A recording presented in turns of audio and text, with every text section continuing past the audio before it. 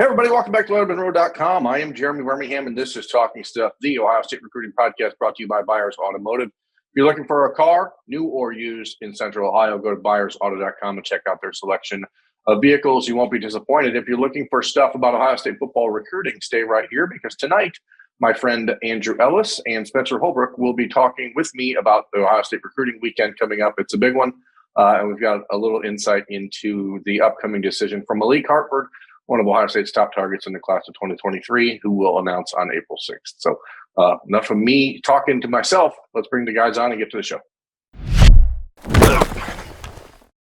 Andrew Ellis, Spencer Holbrook have joined me on Talking Stuff. And guys, let's start with Malik Hartford, the Lakota West 2023 safety prospect, number 10 ranked safety in the country, a player that was not really even talked about for Ohio State at the beginning of this calendar year. He really became a hot target for the Buckeyes when Perry Eliano came over from Cincinnati.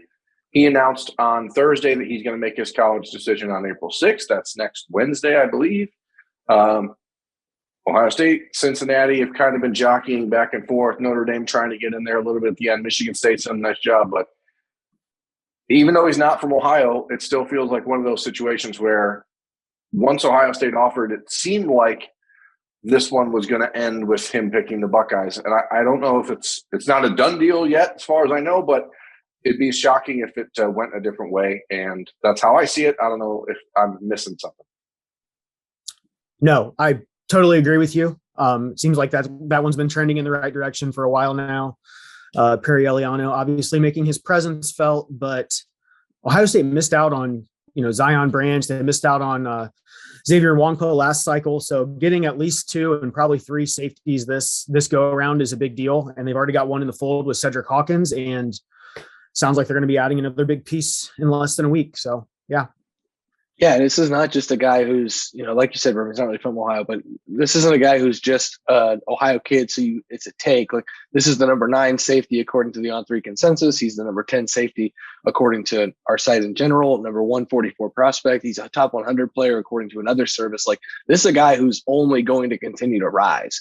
And so if Ohio State can get him in the fold and get him in the class to start becoming a recruiter instead of being recruited, it would only benefit whatever the Buckeyes want to do as safety. And do they want 4? Do they want 3? I don't know. This might put a little bit of maybe pressure on a couple other guys. Hey, if you want in this class, you need to get in. There's already 2 safeties. So this answers a lot of questions for me about what the direction of the recruiting is for Ohio State as safety. And I think Perry Eliano, Tim Walton, whoever is on this recruitment, Ryan Day, the whole staff deserves a lot of credit for showing early in this cycle exactly the direction they want to take safety in, if in fact Malik Hartford picks Ohio State like we think he will.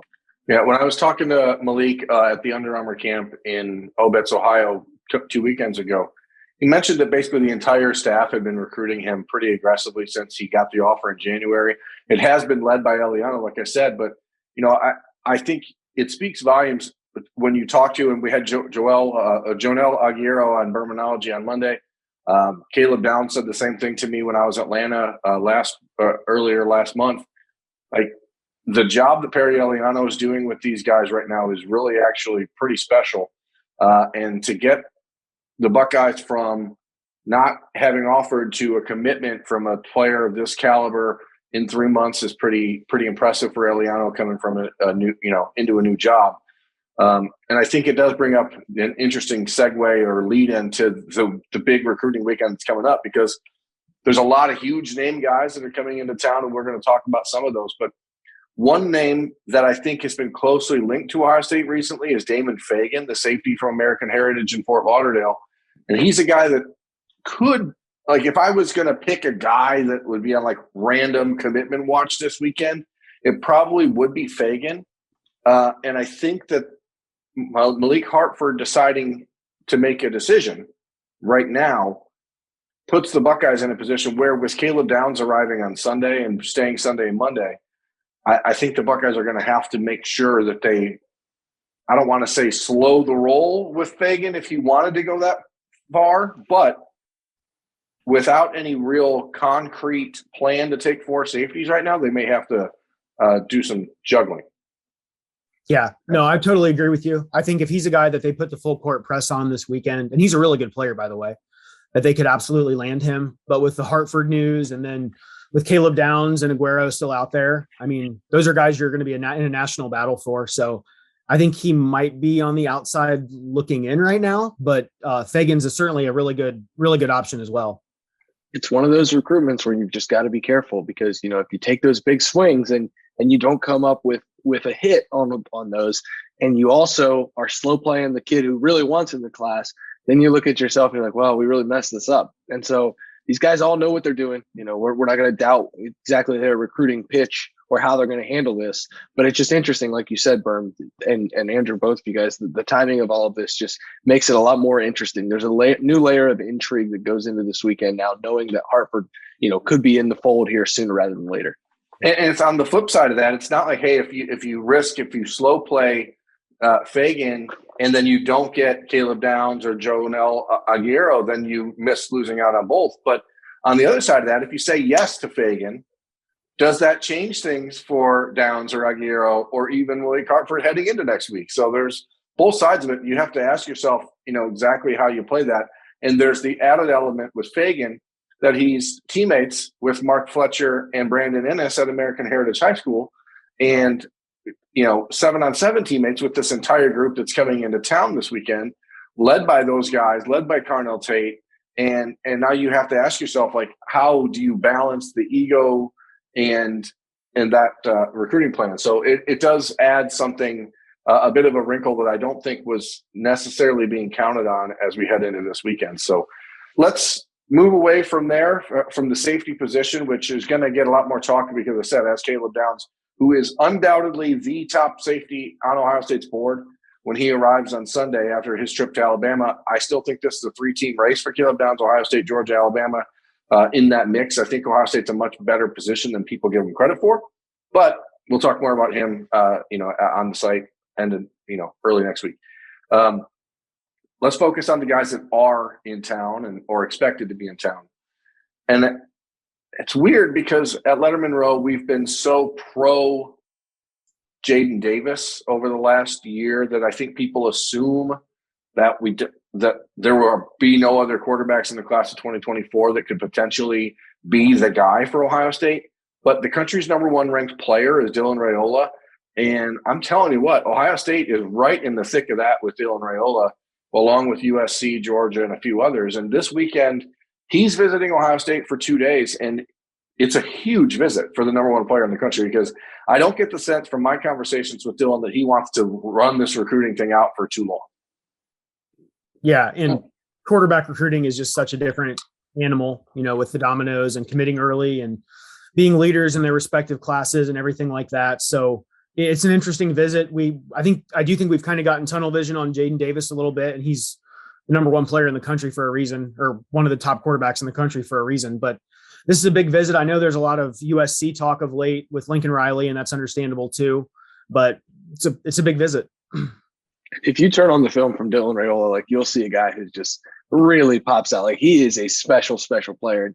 I know Jaden Davis is too, but when you look at these guys, Dylan Raiola is already 6'3". He's already 210 pounds. He already has the physical traits that you want in your prototypical Ryan Day quarterback. Jaden Davis is still a little bit on the smaller side. I think the rating on him is a little bit of projection. I do think he's really special. Don't get me wrong. I don't want this to turn into people thinking that I think one is better than the other. But when you do look at those physical traits, you can already see it as it translate to the college level with Dylan Raiola. And with Jaden Davis, you kind of have to project it a little bit based on size. And so this guy has a chance to be absolutely special. And like you said, Berm, a 2-day visit is a 2-day visit from the number one player in the country. With the different guys that are on campus with him, this has a chance to be a statement visit for Ohio State when it comes to Dylan Raiola, especially, as all this chatter about USC happens. You've got to create some momentum if you want to stay in this race. And I think Ohio State is doing just that. For people that I've talked to around this recruitment, the word development is all that keeps being brought up. It is about nothing else for Dylan Raiola. And much like it was for Quinn Ewers, much like it became for Devin Brown, much like it was for CJ Stroud, the idea and the reason Justin Fields picked Ohio State was because they believe Ryan Day was going to get them to be developed for the NFL. And it's been the last 4 or 5 years this almost ongoing debate between top quarterbacks between Lincoln Riley and Ryan Day. And I think this is a situation where, and we'll talk a little bit about the 2023 quarterback situation with Ohio State because there is a potential interesting visit this weekend for Dante Moore. But this is a situation where Malachi Nelson being committed to USC in the class of 2023 could potentially help Ohio State in the battle for Dylan Raiola because the Buckeyes have not pushed all in on any quarterback in the class of 2023. And if you get a sense on Friday, especially because that's going to be the meat of the visit for Raiola, if you get a sense, if you're Corey Dennis and Ryan Day, that this guy wants in and wants in now, there's an opportunity there for you to say, hey, we're going to take the foot off the gas in 23 and play in the portal or find a veteran guy just to help, fix a roster disparity after CJ Stroud leaves. But you can sort of start to make some concessions about how you recruit in 23 if you get an idea that Raiola wants in early, because Lincoln Riley can't promise that with Malachi Nelson, the number one player at the position. In my opinion, in the class of 2023, I'd take Malachi Nelson over any quarterback in the country. And so there's interesting conversation to be had there, don't you think? Yeah, no, I agree. So we've said it before, it's 23, I think, is expected to be not a down year for Ohio State quarterback recruiting, but a year when they really don't have to have that huge 5-star guy because they've been getting so many of them lately.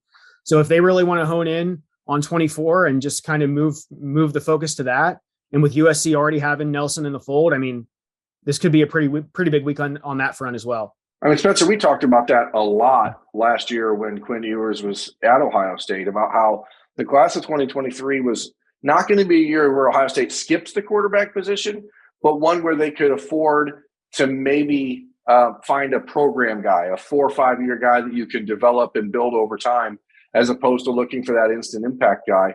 And I don't think that has to change just because Ewers and Jack Miller aren't there anymore. Do you?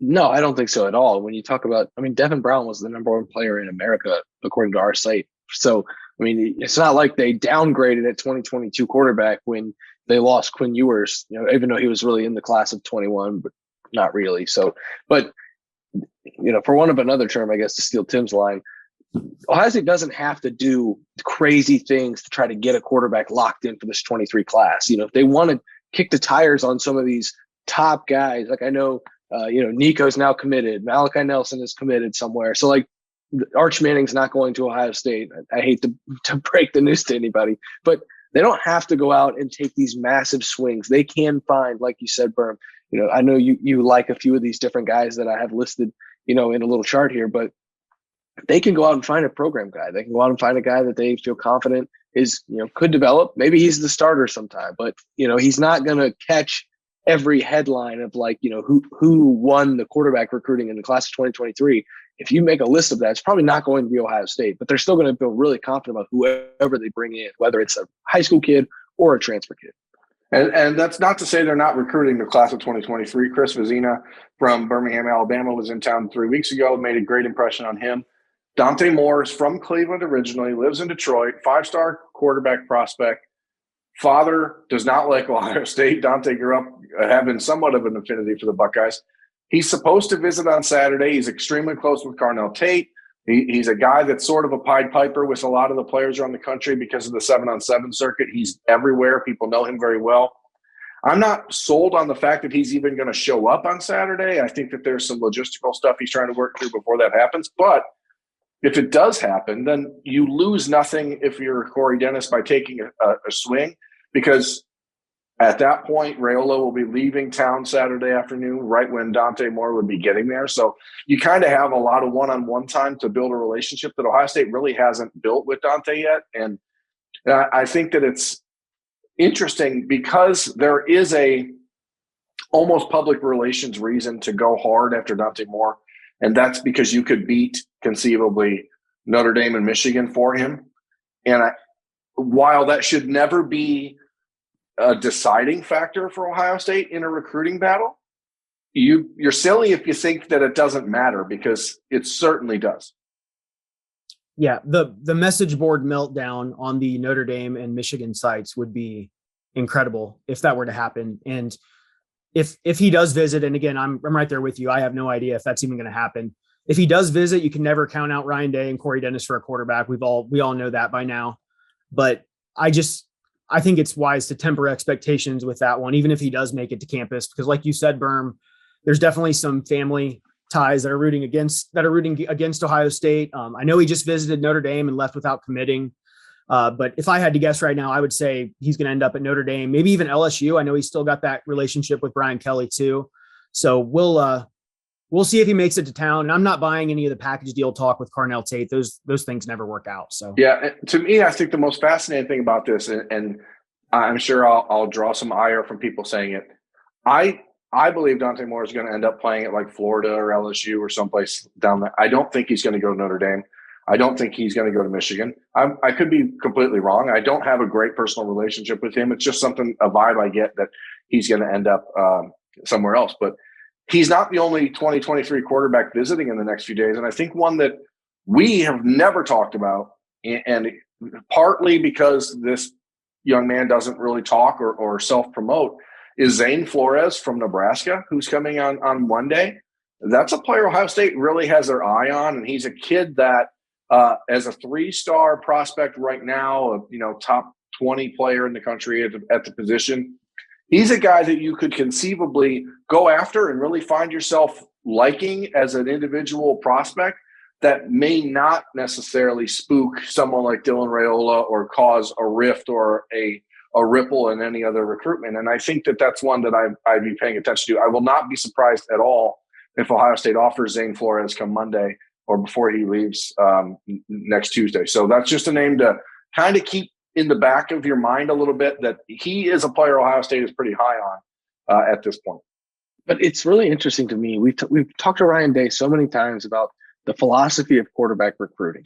And you look at the 2022 board, Ohio State's in it for the very top of the top prospects, Quinn Ewers, and ultimately Devin Brown. You look at the 2024 board, and Dylan Raiola and Jaden Davis are the two guys in that class right now who are really separating themselves from everyone else. And Ohio State's in on them. The 2021 class, it was the exact same, all of these classes. And then you look at 23, and it's Arch Manning, Malachi Nelson, Nico Iamaleava, Dante Moore, Christopher Bazzina. I know Ohio State's in that one. But if you go after a guy like a Zane Flores, who is probably underrated for what his talent level is, but Ryan Day says it every time we talk to him about quarterback recruiting. We go after, we as in when he's talking, go after the best player, in the country and what we think fits. But that doesn't always work out in recruiting. Sometimes you need to take a guy like a Zane Flores in order to secure the number one player in 22 and the number one player in 24, if that's what you're trying to do. And that's just the reality. But it also doesn't mean that Ohio State thinks that the number one player in the country at the position is the guy that's ranked number one by recruiting websites. Yes. So, when they talk about fit, fit is so ubiquitous as a term, but Ohio State is very, very specific about what they're looking for at quarterback. And I'm just telling you, Zane Flores is a guy that we have never really talked about on this show or any of our other Lettermen Row enterprises. So it's just a name that I have been hearing a little bit more in conversation that I think is worth monitoring.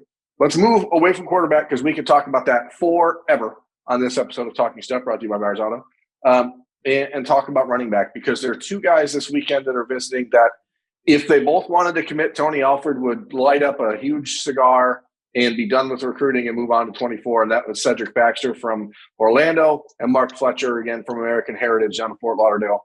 Baxter arrived at Ohio State on Thursday. Fletcher arrives this weekend with the South Florida Express group and his father. And the Buckeyes are going to take two running backs in 2023 if everything goes the way they think. And there would not be really a better pairing than Baxter and Fletcher because they're sort of different in style. Fletcher is a big, bruising, almost like a fullback with running back speed. And they really, really like Mark Fletcher. And we talked so much about Richard Young, guys, but we never really talked about Cedric Baxter because he hadn't visited yet. Now that he has, I think it becomes a real conversation because, again, Tony Alford is really freaking good at recruiting. Yeah, I again, like you said, we've definitely been focusing on Richard Young a lot with this. We talked about Justice Haynes a bit too. So I really just started digging into the Cedric Baxter stuff recently, and definitely a bigger guy, like you said, but he's not like some big slow guy or anything like that. He's a dang good running back. And if they could get him along with one of those other big names, that'd be perfect. I think from what I've heard about Fletcher, it sounds like Miami might be the ultimate destination for him. But I mean, you never know. Just getting those guys on campus this week. I know Richard Young's heading back to Alabama soon, so they've got to explore all their options. Miami's Spencer, but Miami's in a position sort of like what we talked about in the last couple of years with Nebraska, Maryland, Tennessee. They got to prove they can win games. And I know with, the coaching change and Cristobal they've got some momentum, but they still have to prove it. Yeah, absolutely. And that's not going to be easy to do. I know, they've got a couple games on the schedule this year that's not going to be easy to really do. And Cristobal's got to create some momentum there. And I think that could be the thing more than anything that throws a little bit of a wrench in, and not only running back recruiting, but just recruiting in general for Ohio State. Right now, if you look at the big board for Ohio State in recruiting, there's a lot of South Florida flavor in there. And it's not by mistake. Ohio State knows what it's doing, trying to infiltrate that area. And if Miami can show that they can win some games this year, that might throw a little bit of a wrench into Ohio State's plans for this 23 class and ultimately going into the future. Well, certainly Miami under Cristobal, their offensive identity should be a little bit more physical. And that's where you could see a guy like Fletcher be a fit there. But the relationship that Tony Alford and Mark Fletcher have is really, really good. And Cedric Baxter, and I wrote this, I don't know, 3-4 months ago on Lettermen Row, was that Cedric Baxter and Richard Young were not really separated in the Ohio State, totem pole of where they see them. These guys are 1A, 1B.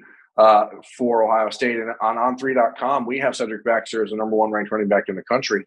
So, I mean, he's a player that is extremely high level, visited USC, been to Georgia, been all around, done all the places. I mean, this is a kid who's got offers from everyone. So those are the two guys that I think, as Richard Young continues to be a battle with Alabama and Georgia and Ohio State, and I think it's going to be those three pretty much to the end. I know Florida's working really hard to get in there, but it would be probably a really great thing for Tony Alford and for Ohio State if they could really just hit an absolute grand slam with Baxter this weekend and move themselves way up that list, because I think that's an opportunity for them.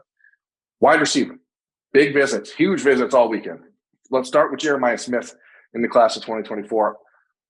I think he was going to commit to Ohio State like this weekend. Initially, he told me a few days ago he tweeted out a week ago that it's about that time and was sort of moving towards making an announcement. He told me earlier this week he's not making any decisions and he's going to slow things down and make sure he gets in some more visits, which is fine. Class of 2024 receiver. He's priority 1 for Brian Hartline in that class without question. I don't care where he's ranked by any website. He is an incredible receiver prospect. Think like a young, faster Michael Thomas type guy who maybe in college you don't get excited about him, but you see the upside as far as the NFL and where he's going to grow into. But the number 1 ranked receiver for Ohio State in the class of 2023 is on campus this weekend. That's Carnell Tate. Andrew, I mean, at some point this has to be over with Carnell Tate, doesn't it? I mean, it does. And I really honestly kind of had this weekend circled on the old calendar as, possibly D-Day for him, but he seems like he wants to take official visits. So, I think that's one of the names that we had been watching as a potential commitment this weekend. And as we get closer to the weekend, it seems less and less likely that that's going to happen, honestly. It's been D-Day for him, Andrew, since last June when he was on campus and working out with Brian Hartline and acting like he was already committed and talking to people as if he was committed. And then all of a sudden, I want to slow it down. And then he set the date. I want to slow it down. I think, like you said, Berm, like you said, Andrew, like this has to end at some point. The recruiting prediction machine on 3 is in agreement with all of us that he will end up at Ohio State. Ultimately, it's almost like a "what are you waiting for" type of thing. But also, like you get recruited once, unless you go to the transfer portal at some point. Guys don't leave Brian Hartline's program very often, so you get recruited once. I don't fault the guy for making this recruitment as much as he wants it to be. But also, like, if you want to play for Brian Hartline, get in the class with Brian Hartline, you can start recruiting other guys to play with you. And I think that could go a long way in deciding who ends up at quarterback there is showing a guy, hey, you get to play with this guy. You get to play with Carnell Tate. You get to play maybe with Carnell Tate and Brandon Inniss. So I do think that this has to end eventually for him, but if it doesn't end right now, there's still a lot of time for this class. And even if he does take a longer time to commit, I still don't fear that Ohio State is losing ground or anything like that. I still think they're going to be in the lead whether he commits or not. Yeah, it's funny because you look at all these receivers around the country, none of them are linked to specific quarterbacks other than Carnell Tate. And he's linked to both Nico Iamaleava and Dante Moore, like, oh, he wants to play with this guy, he wants to play with this guy. I don't buy any of that. He's going to go to the best place for him. I still am a believer that as of today, it's probably Ohio State, but Notre Dame is continuing to push, and they're not going to go away. They have a really good long-term relationship with him. He's from Chicago. I mean, it's a relationship that can't be discounted, and I don't think that Ohio State is going to be mailing it in or anything like that.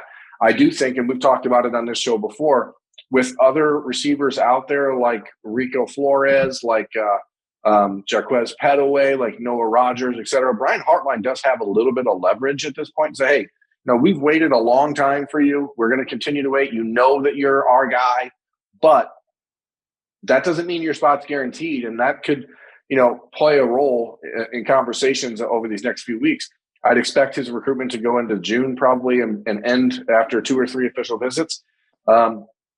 Same with Brandon Inniss, his South Florida Express teammate who's coming up for the second time to Ohio State this weekend. And I'm telling you what, nobody talks about Ohio State with Brandon Inniss really, and I don't know why. I mean, it's like no one pays attention to the fact that if Brian Hartline recruits someone, it's because that player wants to be recruited by Ohio State for a reason, and that's because they're seriously considering it. Brian Hartline does not – there are not a lot of wasted swings with him. He's not out there talking to kids that aren't legitimate options for Ohio State. And I know USC's got some buzz and Miami has some buzz, but something just tells me Ohio State is continuing to churn butter here, and I think that they're in a much better spot than people are giving them credit for. And this weekend's huge. The first visit we talked about before, guys, like when he visited last June, he already knew in his mind he was committing to Oklahoma like the next week. So it wasn't a genuine look at Ohio State. That's going to be much different this week.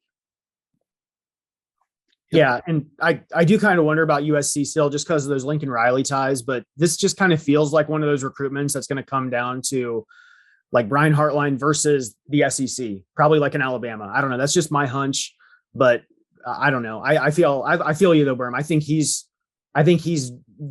Ohio State's in a much better spot than the national media is giving them credit for right now with Brandon Inniss.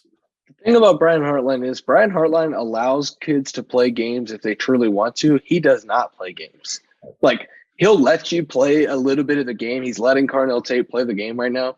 He will not play the game with you. If he thinks that you're starting to get a little too, he's going to make sure that he gets his guys, but he's not the kind of guy who's going to just play around and entertain a receiver just because, maybe they might show a little interest in Ohio State. If he wants a kid, he's going to go after a kid and he's going to go after him hard. It's not like they're just, he's just going to kick the tires on somebody.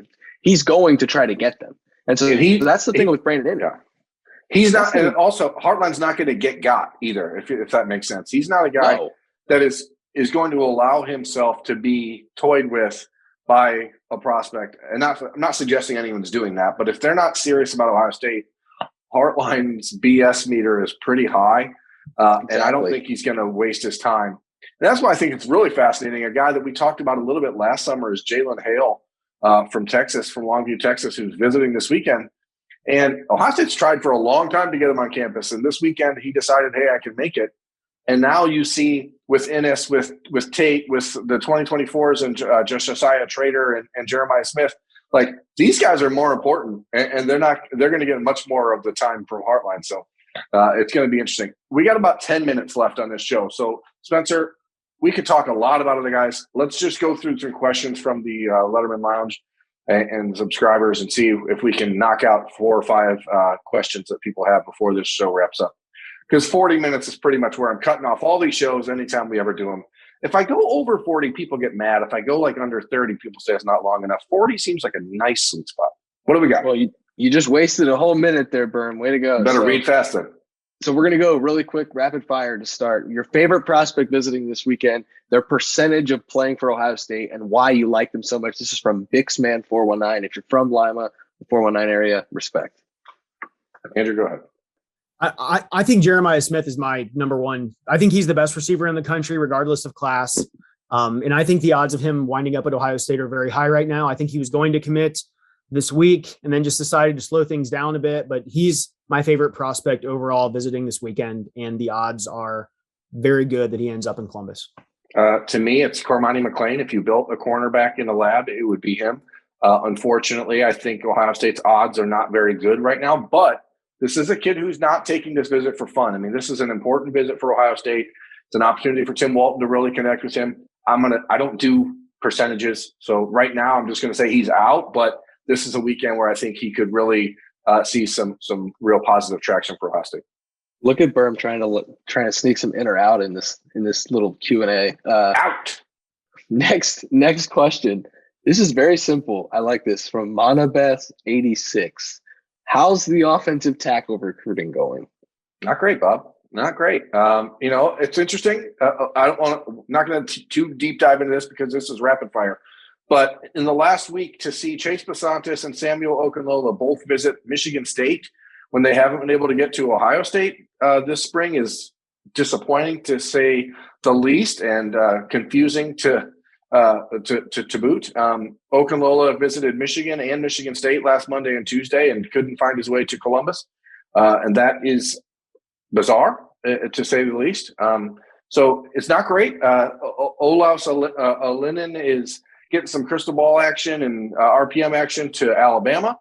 Ohio State needs tackles. They know it, and Justin Fry is trying to get those guys on campus. But no one's in a hurry to commit, so they're not panicking.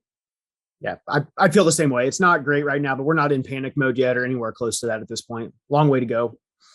And listen, I'll add a little bit to this. Offensive linemen are less likely to quote unquote play the recruiting game than a lot of these skill position guys are. They're going to take their time. They're going to make an informed, correct decision. I wouldn't panic too much right now, but like you guys said, there needs to be, I do believe there needs to be a little bit of momentum right now that gets Ohio State going because, you get a new coach in there and you do kind of start with a leg behind. But now you got to try to fight back into these recruitments. I think Justin Fry can do that. He's got a great personality with these kids to be able to do it. He can. Ohio State was not in the top 7 for Caden Proctor. They're no longer in the mix for Peyton Kirkland. There's things that they've just not been able to get caught up yet. But again, there's no panic. Next question. A lot of these we already kind of touched on. I guess we can maybe talk about this because it's in the news right now. It says, I can't read that name. Is NIL money now or long-term future more important to these recruits? Maybe it has to do with something with the foundation being announced this week and dropping the website and getting that thing kickstarted. Do you think that, I guess I'm making up my own question, do you think that is going to play a big role in this weekend's presentations and how those things go? I know they can't really talk about it, but at the same time, it is a big deal right now. We've all seen the meme, the why not both meme, it's college football 2022. You're going to have to be paying kids a significant amount of money if you want to compete with the SEC at this point on the NIL front. And then you still have to develop them and give them to the NFL on the back end. Otherwise, people aren't going to stick around. So I think both. I mean, I don't think you can put one in front of the other. It's just the game has changed, and Ohio State is adapting to it, and you will see a number of other NIL-inspired motives and motions happening here for the Buckeyes soon. I think that question also kind of comes from the recent Tennessee stuff with Nico Iamaleava committing to them and the story about a recruit getting so much millions guaranteed. I mean, the bottom line, if you're a high-end prospect like that, especially at quarterback, whether you're at Tennessee or a place like Liberty, like Malik Willis, he's going to be a top draft pick. So I think it's definitely both. But if you're talented enough, the league's going to find you. I'm of the mindset right now, Spencer, that get your money. Nothing's guaranteed. So if that's presented to you, especially if you're a quarterback, and who knows what happens. I mean, Josh Heupel's a good coach, but you're going to Tennessee. Anything could happen. They could fire. How many head coaches have they had in the last 5 years? I mean, anything can happen. So get your money now if you can. Yeah, those guys investigated themselves to try to get a coach fired, and it worked. I mean, they'll do anything. Got time for two more. Well, this is the last one because I want you guys to maybe take a couple minutes on it. As things stand, it is from Ebron84. As things stand today, who do Eliano and Walton land in this class? I want, and maybe a mini in or out, just secondary. Let's dive into it real quick. Okay, well, in is Malik Hartford and Cedric Hawkins at safety right now. You're such a cheater. I think that I believe Ohio State's going to get Caleb Downs. I've said it for a couple of months. I still believe they're going to, and that's a combination of Eliano, Ryan Day, and Tim Walton, who's from that general vicinity, or grew up in that general region. At corner, I still think AJ Harris is going to end up at Ohio State. I know there's a ton of buzz for Florida, but again, being a kid from Columbus, Georgia, where Tim Walton grew up, I think that the Buckeyes have a real option there, a real opportunity there. I believe that Jermaine Matthews from Winton Woods is going to end up getting an offer from Ohio State this summer, and I've said that before. And then you have another wild card or two at corner. Where they are exactly right now, I don't know. I think that there's a couple of guys out there that you could see move into the conversation, but they've been very diligent and very patient when it comes to cornerback at this point. Yeah, and I would throw Kyan Lee into that equation too. And then I agree with most all Berm said. I don't have as much optimism on Caleb Downs, a kid from Georgia. Georgia's obviously coming off the national championship, so I don't have as much optimism there as he does. But the AJ Harris thing is going to be fun to watch for the next month because he's apparently going radio silent on his interviews and that kind of thing. And now he's 2 weeks away from that Florida visit, hasn't committed, so they just need to get him back on campus. Yeah, there's other guys like Dijon Johnson, Daniel Harris coming up this weekend as well. Like, there's guys out there that Ohio State's really interested in and getting to know. But Kyan Lee, AJ Harris, and Jermaine Matthews are the three that I've had as in when I did my class projection 2 weeks ago, and nothing in my mind has changed with that. I mean, it's obviously vital for Ohio State to get AJ Harris on campus soon. He's been saying that he's going to come in April. There was some talk about maybe taking an official visit this weekend. That doesn't look like it's happening. But there's only 2 more weeks after this weekend to get back to campus. So maybe him and his family show up for the spring game. If that happens, I think that's a real plus for Ohio State, obviously. And if the Buckeyes don't end up with Caleb Downs, and again, I think they will, the guy we – again, don't talk about here is Jaden Bonsu from New Jersey. The Buckeyes really like Jaden Bonsu at safety. He visited last weekend alongside Jonel Aguirre, and he's a guy very serious. Like, he's a Cody Simon type New Jersey Buckeye mindset. Just a very serious kid who's a name that we should probably talk about more. All right, I think that'll do it. Huge weekend coming up for Ohio State on the recruiting trail. Myself, Andrew Ellis, Spencer Holbrook are talking about that on this episode of Talking Stuff. Follow us at lettermenrow.com and join us in the Lettermen Lounge. We'll be talking about it there all weekend. Thanks for watching. Thanks for listening. We'll see you next time.